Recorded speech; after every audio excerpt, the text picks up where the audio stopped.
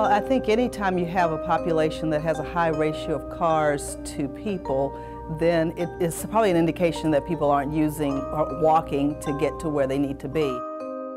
There are two problems with the way we've developed our cities. We've developed our cities around the use of the automobile for the last 100 years. Frankly, we've built the economy of the United States and the state of Ohio in particular on the automobile industry. So we've got a lot invested in this. And the automobile is a great invention, but 42% of our automobile trips are 2 miles or less in this country.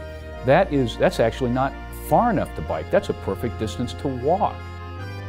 As we look at healthcare concerns, probably I think greater than 75% of the healthcare issues are tied to behavior, whether that's eating, diet, and then the rest of it is largely hereditary. So when you think that your behavior impacts most of the health issues that we encounter, and anything that can improve that healthy lifestyle will be beneficial. You know, proper diet, exercise, moderation of drinking, any of that's going to help with your health status. So I think if we can build communities back to where we encourage people to be pedestrians, encourage bike use, encourage overall activity, have park spaces, I think any of those will help the overall health of the community.